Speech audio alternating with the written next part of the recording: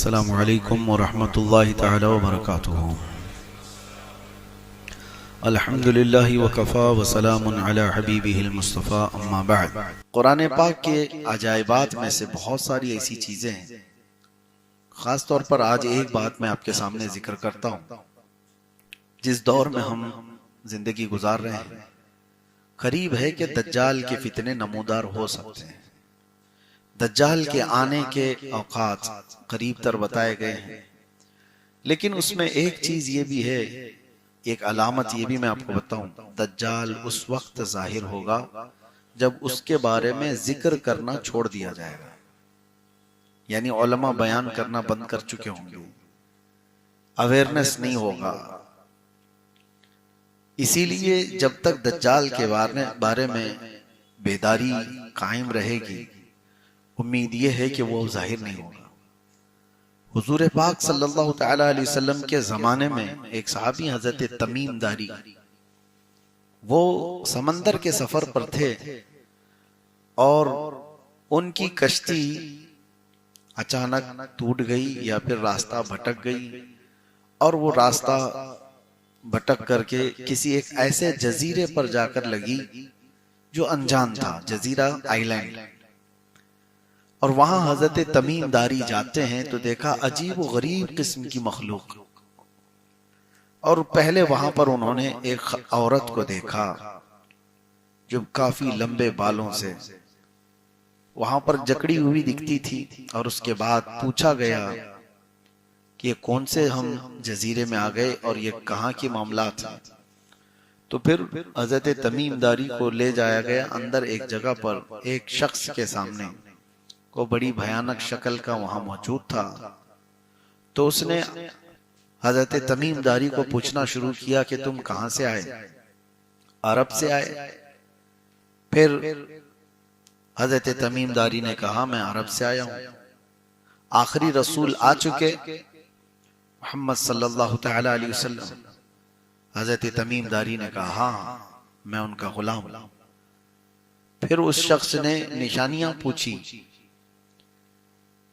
वो कौन था? वो दज्जाल था जो एक जजीरे में कैद है। हजरत तमीम दारी से उसने और भी कुछ निशानियां पूछी। ये तवील हदीस है, लंबी हदीस है, मैं आपको शॉर्ट में बता रहा हूं। कहा कि दरियाए तबरी का क्या हाल है, फलां का क्या हाल है, फलां चीज क्या किस कैफियत में है। तो आपने जब बताया हजरत तमीम दारी ने ये फलां कैफियत में है, ये फलां हालत में है, तो उसने कहा बस अभी और थोड़ा वक्त बाकी है मेरे आने को। फिर आप उस जजीरे से सही सलामत वापस अरब आ गए और रसूल पाक सल्लल्लाहु अलैहि वसल्लम की बारगाह में उन्होंने ये अपना वाकया पूरा सुनाया। तो अल्लाह के रसूल सल्लल्लाहु तआला अलैहि वसल्लम ने फरमाया वो दज्जाल है जिसको अल्लाह ने कैद कर रखा है, अनकरीब उसको छोड़ दिया जाएगा, वो जंजीरों से आजाद होकर आएगा और पूरी रूए जमीन पर फितना मचाएगा। वो दिन करीब आ गए। अब सोचो 1400 साल पहले हजरत तमीम दारी रज़ियल्लाहु तआला अन्हु जो सहाबी रसूल हैं, उन्होंने देखा यह अल्लाह का ये निजाम था जो जाहिर करना चाहता हो अल्लाह ताला, जिसकी वजह से हजरत तमीम दारी का उधर जाना हुआ और उसको देखना हुआ और वापस आकर खबर देना हुआ। उसके बाद रसूल करीम सल्लल्लाहु तआला अलैहि वसल्लम हर वक्त ये दुआ फरमाते थे, अल्लाहुम्मा इन्ना नऊज़ु बिका मिन फितनतिल मसीहिद दज्जाल। ऐ अल्लाह हम तुझसे तेरी पनाह मांगते हैं, ऐ अल्लाह हम तेरी पनाह मांगते हैं मसीह दज्जाल के फितने से। तो ये दज्जाल का फितना जाहिर होने के करीब है। उसकी अलामत जो बयान की गई वो तो बड़ी अलामतों में से तो एक ये है कि वो पूरी दुनिया में सच को झूठ साबित किया जा रहा होगा और झूठ को सच बताया जा रहा होगा। क्या ये मीडिया दज्जाली नहीं है? इसके लिए हम कहते हैं दज्जाल, ये अरबी लफ्ज है दजल से। दजल कहते हैं धोखा देने वाले को, सच को छुपाने वाले को, ये दजल व फरेब जिसको कहते हैं, उसी से दज्जाल है, बहुत बड़ा धोखा देने वाला। वो है शैतान, लेकिन वो खुदा बन करके लोगों के सामने आएगा। वो अपनी ऐसी ऐसी चीजें दिखाएगा कि आसमान से बारिश बरसाकर, जमीन से सब्जे उगाकर, बल्कि मुर्दे को वो जिंदा करके भी दिखाएगा। एक बड़ी आजमाइश हुई। तुम्हारे सामने अगर मुर्दे को कोई जिंदा करके दिखाए, क्या कहोगे? ईमान का बड़ा उस वक्त कठिन इम्तिहान होगा। और हदीस पाक में वो अपने एक हाथ में जन्नत और एक हाथ में दोजख लेकर के चल रहा होगा, दिखाएगा। और उसकी जन्नत में हरियालियां, बगीचे, सब कुछ होंगे, और जहन्नम में आग उगल रही होगी। और वो कहेगा, जो मुझे मानेगा मेरी जन्नत में, जो मुझे इनकार करेगा मैं अपनी दोजख में डालूंगा। लेकिन फरमाया गया हकीकत में उसका उलट होगा। वो दज्जाल है, हकीकत को छुपाने वाला। जो उसकी जन्नत में जाएगा वो हकीकत में अल्लाह की दोजख में जाएगा, और जिसको वो अपनी दोजख में डालेगा वो हकीकत में अल्लाह की जन्नत में जाएगा। तो वो दजल और फरेब से काम लेने वाला। मैंने ये जिक्र इसलिए छेड़ा कि हमें पनाह तो मांगना है, लेकिन साथ में एक वजीफा मैं बता रहा हूं।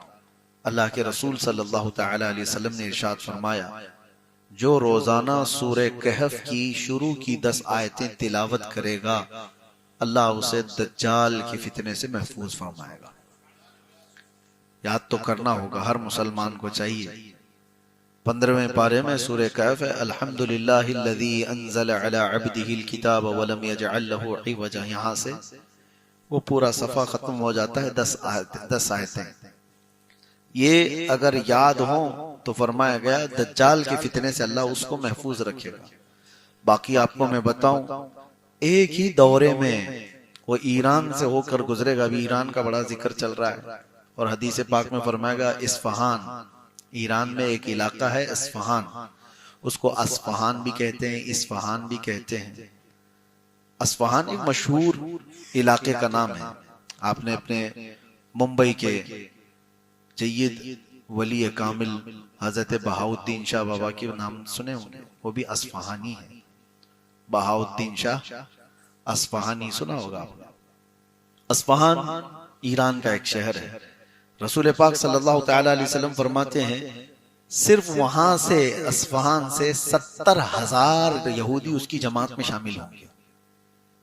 70,000 के करीब लोग उसकी जमात में शामिल होंगे। अब इस हदीस पाक के रोशनी में देखा जाए तो इस्फहान में यहूदी कब होंगे, कैसे होंगे, अब अल्लाह बेहतर जाने, लेकिन इसका जिक्र है तो होंगे।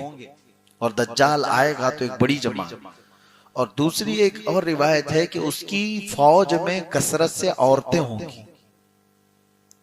उसकी फौज में कसरत से औरतें होंगी।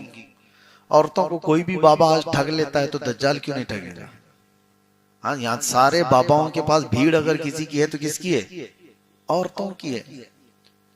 सारे मसले जो है ना औरतों को ही है, और यही इनकी हरकतें इन्हें दज्जाल के फितने में मुलव्विस कर देंगी, जो आज ये कर रही हैं औरतें। छोटी छोटी चीजों पर इनको बाबाओं के चक्कर लगाने हैं। इनको अपने मर्द को मुट्ठी में रखना है, शोहर को घर में रखना है, बच्चों को फरमाबरदार बनाना है। सारी चीजें ठीक है, हर चीज बाबा के गंडे और तावीज से नहीं होते। और कितनी औरतें ऐसी हैं जो औलाद के लिए बेटा चाहिए, बेटी चाहिए, और पता नहीं क्या क्या चाहिए, इस सिलसिले में वो बहकती चली गई। कितने तो ऐसे हैं जो हमारे सामने भी आकर के तारीफ करते हैं, फला बाबा बहुत पहुंचे हुए हैं, और इसलिए हम उनके पास जाते हैं। फिर चंद सालों के बाद पता चलता है कि उसने इनको ही पहुंचा दिया। मुआज़िल्लाह रब्बिल आलमीन। कितने लोगों की इज्जतें लुट गईं, कितने वहां पर बर्बाद हुए। ये छोटी छोटी जगहों पर जब ये बहक जा रहे हैं तो आप सोचो दज्जाल तो रियल करके दिखाएगा। ये तो खाली वादा करके भेजते हैं ना। तुम्हारे 100% बंगाली बाबाओं के वो अखबार में आते भी हैं, ऐड आते हुए देखते होंगे, 100% रिजल्ट है, 110 भी आते हैं। तो यहां तो सिर्फ इनके दावे हैं कि नौकरी पक्की है, तलाक भी पक्की है, मोहब्बत भी पक्की, अदावत भी पक्की, सब इनके पास दावे हैं। लेकिन दज्जाल तो सामने रियल करके दिखा देगा। बाद की बात नहीं, अभी देख लो, बारिश बरस जाएगी, सब्जा उग जाएगा, मरा हुआ आदमी जिंदा खड़ा हो जाएगा, जिंदे को वो मार भी देगा, मौत दे देगा। ये सारी चीजें दजल कहलाती हैं। दजल ये हकीकत नहीं है। अल्लाह तबारक व तआला ने उसको जो चीजें दी हैं वो हकीकत को छुपाएगा इंसानों के सामने।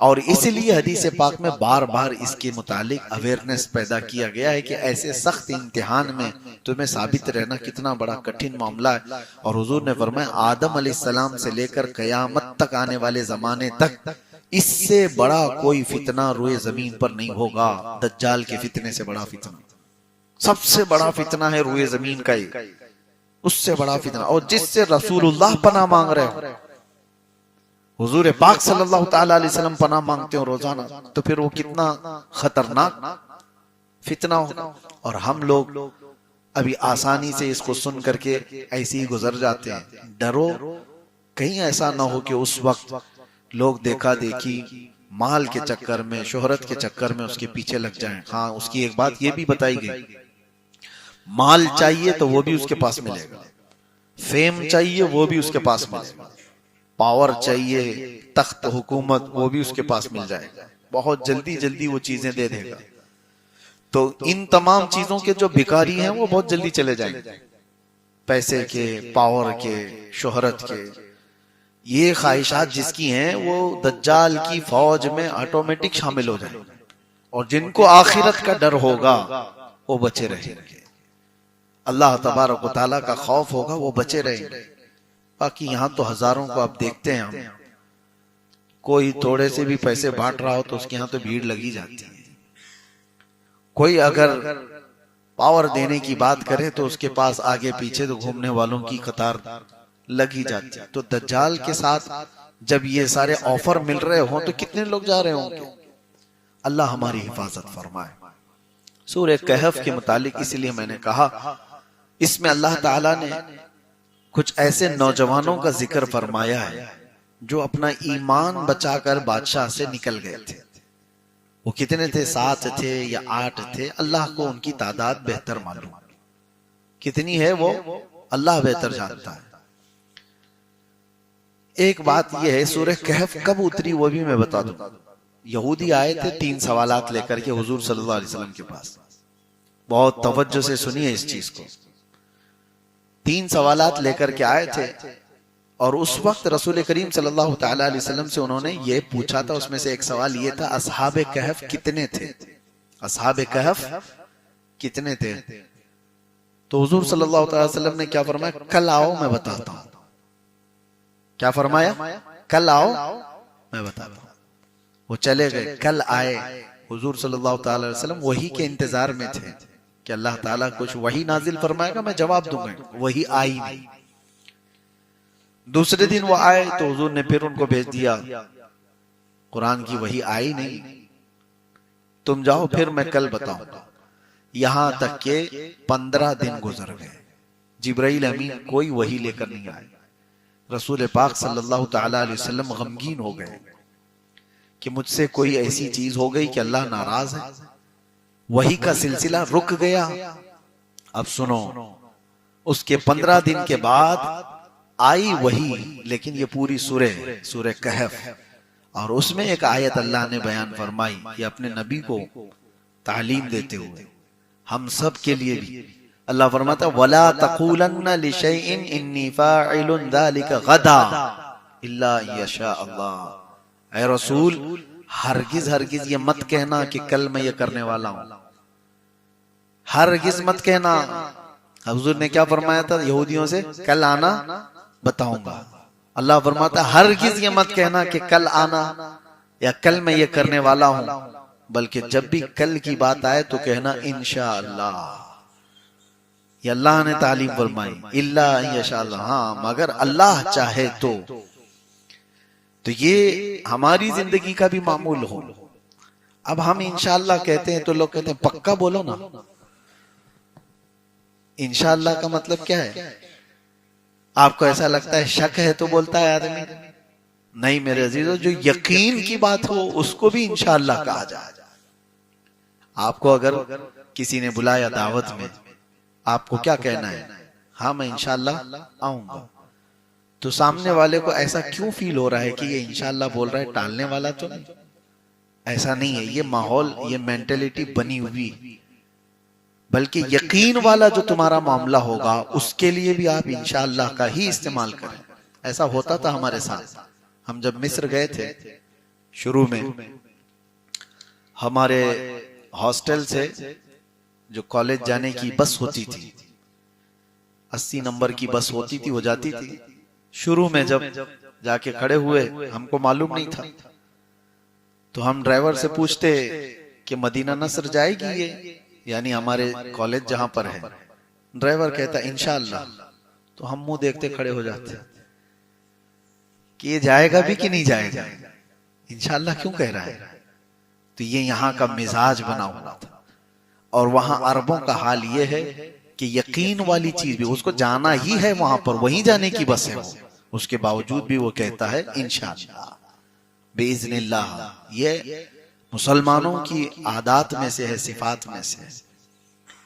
हमारे वालिद फरमाया करते थे इंशाअल्लाह कहने के सिलसिले में, एक आदमी घोड़ा खरीदने जा रहा था और 50,000 रुपए लेकर के निकला था। इमाम साहब के पास आया, कहा कि हुजूर आज एक बेहतरीन घोड़ा खरीदने जा रहा हूं।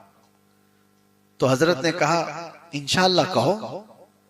इसने कहा काहे को इंशाअल्लाह, पैसा भी तैयार, सब कुछ तैयार, मार्केट सामने है, अभी जाऊंगा शाम में घोड़ा लेके आऊंगा, सब कुछ रेडी है, फिर क्या इंशाअल्लाह कहना है। तो हजरत ने समझाया, लेकिन वो तुर्रम खां था, गया। घोड़ा बाद में खरीदूंगा, पहले होटल में बैठ के बिरयानी खाया, जम के बिरयानी खाया। और उसके बाद जब बिरयानी मुकम्मल हुई तो पता चला किसी ने जेब काट लिया, पूरे पैसों की पर्स ही मार लिया कोई। उसके बाद फिर उसकी हालत खराब हो गई। वहां तो होटल में पैसे देने को नहीं थे, तो होटल वालों ने प्लेट धुलवाए, टेबल साफ करवाए, सब कुछ करवाए। शाम में वो आया इमाम साहब के पास, मगरिब में पहुंचा। हजरत ने पूछा घोड़ा कहाँ है। तो उसने कहा कि हजरत घोड़ा बाद में, इंशाअल्लाह मैं होटल गया था, इंशाअल्लाह बिरयानी खाया, इंशाअल्लाह पैसे चोरी हो गए, इंशाअल्लाह टेबल साफ किया, इंशाअल्लाह प्लेट धोया, और इंशाअल्लाह अभी आ गया।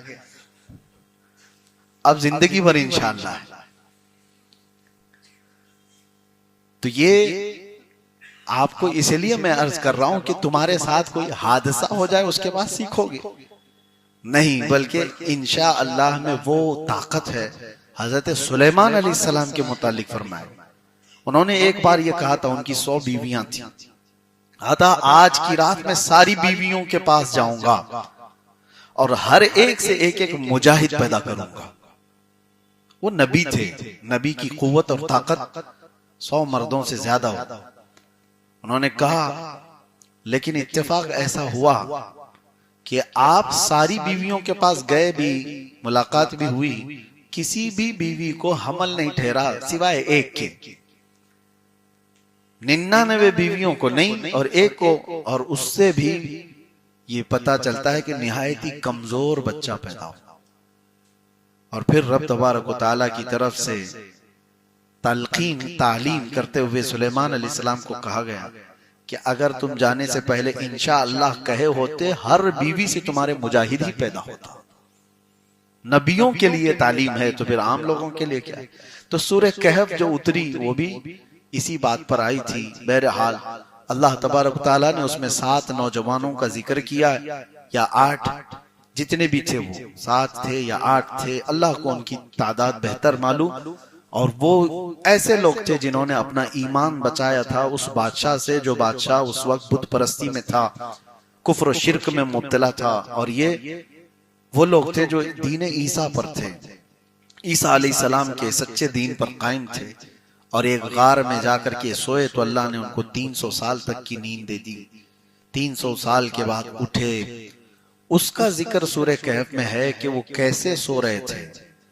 वहां पर सूरह वो जो गार था उसमें कैसे सोते थे। कुरान में अल्लाह फरमाते हैं, तरशम्स इज़ा तलअत तज़ावरु अन कहफिहिम ज़ातल यमीन व इज़ा गरबत तक़रिदुहुम ज़ातश शिमाल। तुम देखोगे सूरज जब पूरब से निकलकर पश्चिम की तरफ जाता है तो उनके गार के बिल्कुल ऊपर से नहीं जाता, कभी इधर हो जाता है और कभी इधर हो जाता है, ताकि तेज धूप की लौ उनके जिस्मों पर ना पड़े।